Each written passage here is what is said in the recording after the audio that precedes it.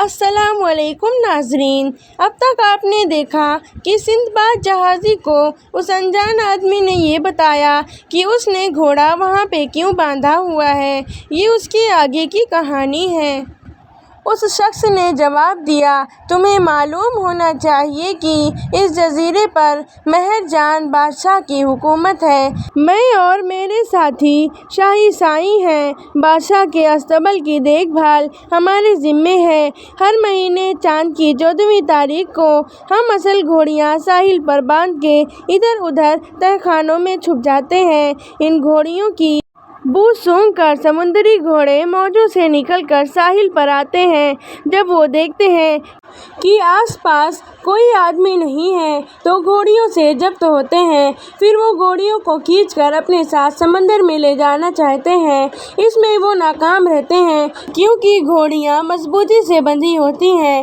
کام بنتا نہ دیکھ کر انہیں غصہ آ جاتا ہے اور وہ ہنہنا کر گھوڑیوں کو دو لتیاں اور ٹکریں مارنے لگتے ہیں۔ شور سن کر ہمیں معلوم ہو جاتا ہے کہ سمندری گھوڑے شرارت پر اتر آئے ہیں۔ چنانچہ ہم بھی شور و گل مچاتے ہوئے تہخانوں سے نکل کر ساحل کی طرف دوڑتے ہیں۔ ہمیں آتا دیکھ کر سمندری گھوڑے فوراً سمندر میں کود کر غائب ہو جاتے ہیں اور ہم گابن گھوڑیوں کو کھول کر اپنے شہر کا راستہ لیتے ہیں۔ ان گھوڑیوں سے جو بچھڑے اور بچڑیاں پیدا ہوتی ہیں ان کا جواب نہیں۔ ایسا معلوم ہوتا ہے کہ پرستان کے گھوڑے گھوڑیاں ہیں۔ خیر، یہ باتیں تو ہوتی رہیں گی، تم بیٹھ کر سستا لو۔ اب سمندری گھوڑوں کے برآمد ہونے کا وقت ہوا چاہتا ہے۔ اس کام سے فراغت ہو جائے تو پھر ہم تمہیں اپنے بادشاہ مہر جان کے پاس لے چلیں گے اور اپنا ملک دکھائیں گے۔ میاں، تمہاری قسمت اچھی ہے جو ہم سے ملاقات ہو گئی، ورنہ ساری عمر اسی ویرانے میں کٹ جاتی۔ میں نے اس کی یہ بات سن کر اسے دعائیں دیں اور شکریہ ادا کیا۔ ہماری بات چیت ختم ہوتی ہی تھی کہ باہر ہنہنانے اور ٹاپے مارنے کی آوازیں آنے لگیں۔ سائیں فوراً اچھل کر کھڑا ہوا اور تلوار اور ڈھال اٹھا کر باہر لپکا۔ میں بھی پیچھے پیچھے ہو لیا۔ باہر پہنچ کر دیکھا تو آس پاس سے بہت سے آدمی گھات سے نکل آئے ہیں اور میرے ساتھی کی طرح تلواروں سے ڈھالیں بجا بجا کر شور مچا رہے تھے۔ لوگوں کو آتا دیکھ کر اور اس افراتفری کو سن کر سمندری گھوڑا بڑا گھبرایا اور جلدی سے سمندر میں اتر گیا۔ ہم اطمینان سے گھوڑی کے پاس بیٹھ گئے۔ تھوڑی دیر میں دوسرے سائز بھی اپنی اپنی گھوڑیاں لے آ پہنچے۔ مجھے دیکھ کر انہیں تعجب ہوا اور وہ پوچھنے لگے کہ یہ نئی وضع کا آدمی کہاں سے آیا۔ میں نے انہیں بھی اپنا قصہ سنا دیا۔ ان کا کام پورا ہو چکا تھا اور انہوں نے چلنے کی ٹھان لی۔ میں بھی ان کے ساتھ ہو لیا۔ چلتے چلتے ہم سب بادشاہ مہر جان کے شہر جا پہنچے۔ بادشاہ کو جو ہی میرے بارے میں پتہ چلا، اس نے مجھے اپنے دربار میں حاضر ہونے کو کہا۔ میں نے دربار میں پہنچ کر اسے سلام کیا۔ اس نے سلام کا جواب دیا، بڑی مہربانی سے پیش آیا اور کہنے لگا، میں بھی تمہاری کہانی سننا چاہتا ہوں۔ میں نے انہیں اپنے سفر کا سارا حال سنا دیا۔ وہ بہت حیران ہوا اور بولا، بیٹا تمہاری قسمت اچھی ہے، ورنہ تمہیں ڈوب مرنے سے کون بچاتا۔ ہم نے تو کبھی ایسا واقعہ نہیں سنا۔ تمہیں خدا کا شکر ادا کرنا چاہیے۔ اس کے بعد بادشاہ نے میرے خاطر تواضع کی اور دھارس بندھائی۔ اس نے مجھے اپنے ملک کی بندرگاہ کا بڑا افسر بنا دیا۔ بندرگاہ میں آنے جانے والے جہازوں کے جانچ پڑتال میرے ذمے تھی اور چنگی بھی میں ہی وصول کرتا تھا۔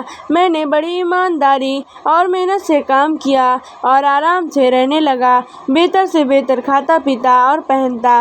میں غریب اور مظلوم لوگوں کی مدد اور بادشاہ سے ان کی سفارش کرنے سے کبھی نہ ہچکچایا۔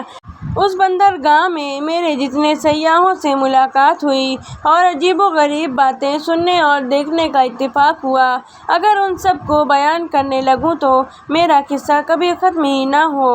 ایک روز جو میں بادشاہ مہر جان کے پاس گیا تو دیکھا کہ دربار میں بہت سے ہندو بیٹھے ہوئے ہیں، سر مونڈے ہوئے ہیں، بیچ میں صرف چٹیا کے بال، ماتھے پر چندر لگا، بازوؤں پر چھوٹے چھوٹے بندھن بندھے ہیں، گلے میں کالا دھاگا، زرد ریشم کی دھوتی اور پاؤں میں کڑاؤ پہنے ہیں۔ غرض کی عجیب وضع کے لوگ نظر آئے۔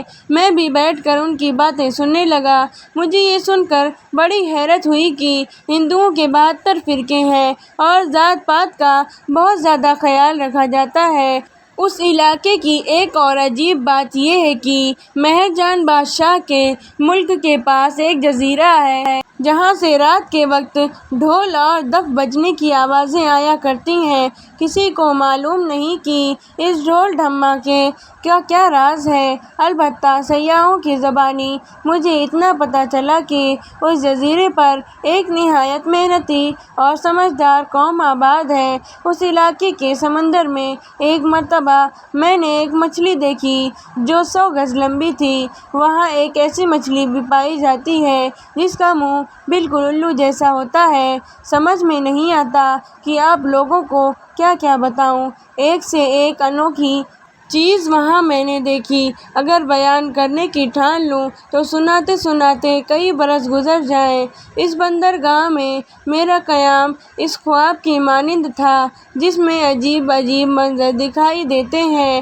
اس کا یہ مطلب نہیں کہ میں بغداد کو بھول گیا۔ مجھے ہر وقت اپنے وطن، گھر بار، رشتہ داروں اور دوستوں کی یاد ستاتی رہتی تھی۔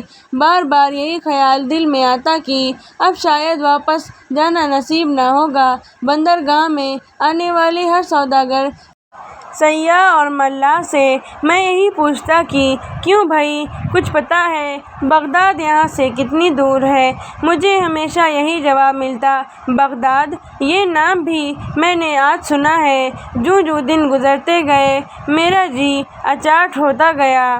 ایک دن کا ذکر ہے، میں اپنا عصا لیے سمندر کے کنارے کھڑا ہوا تھا کہ ایک بڑا سا جہاز جس پر بہت سے سوداگر سوار تھے آ کر بندرگاہ میں لنگر انداز ہوا۔ جہاز کے عملے نے سامان اتارنا شروع کیا اور میں قاعدے کے مطابق سامان کی فہرست بنانے لگا۔ جب عملہ سامان اتار چکا تو میں نے جہاز کے کپتان سے پوچھا، اب تمہارے جہاز میں کوئی چیز رہ تو نہیں گئی؟ کپتان نے جواب دیا، جناب تھوڑا سا سامان جہاز پر اور ہے۔ اس سامان کا مالک سفر کے دوران میں سمندر میں ڈوب گیا تھا۔ یہ گویا امانت ہے جو ہمارے پاس ہے، اسے بیچ کر جو روپیہ پیسہ ملے گا ہم مرحوم کے گھر والوں کو پہنچا دیں گے۔ بیچارہ بغداد کا رہنے والا تھا۔ میں نے پوچھا، اس سوداگر کا کیا نام تھا؟ کپتان بولا، سندباد۔ میں نے اپنا نام سن کر اسے غور سے دیکھا تو پہچان لیا، یہ وہی آدمی تھا جس کے جہاز پر میں سوار تھا۔ خوشی کا نعرہ لگا کر میں نے کہا، ارے یار، حد ہو گئی بھائی، تم نے پہچانا نہیں؟ میں سندباد ہی ہوں جسے تم سمندر میں غوطے کھاتے ہوئے چھوڑ کر آئے تھے۔ جب اس مچھلی نے جو جزیرہ بنی ہوئی تھی غوطہ لگایا تو لوگ ڈوب گئے تھے، مگر میں خدا کی مہربانی سے لکڑی کے ایک تختے پر سوار بہتا بہتا اس ملک تک آ پہنچا۔ یہاں کے بادشاہ کی عنایت سے میں بندرگاہ کا بڑا افسر بن گیا ہوں۔ اب تمہیں یقین آیا کہ میں سندباد ہوں۔ جہاز پر جو سامان باقی رہ گیا ہے وہ میرا ہے، تم میرے حوالے کرو۔ کپتان نے یہ سن کر سر پیٹ لیا اور بولا، غضب خدا کا معلوم ہوتا ہے کہ اب دنیا سے ایمانداری اور سچائی اٹھ گئی ہے۔ ایک آدمی کے مرنے کا ذکر آ گیا تو اس کا مال ہتھیانے کے لیے اس طرح کے بہانے بنانے لگے، جا جا یہ جھانسا کسی اور کو دے۔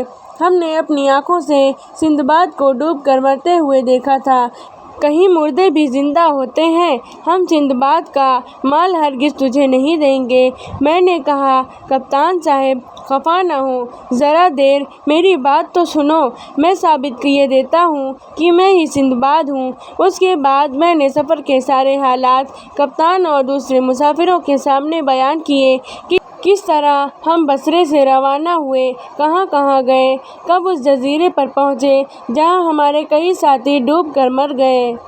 محترم ناظرین، آج کا قصہ یہیں تک تھا۔ امید ہے آپ کو یہ قصہ پسند آیا ہوگا۔ اس قصے کی اگلی قسط آپ کو جلد ہی ملے گی۔ تب تک کے لیے السلام علیکم ورحمۃ اللہ وبرکاتہ۔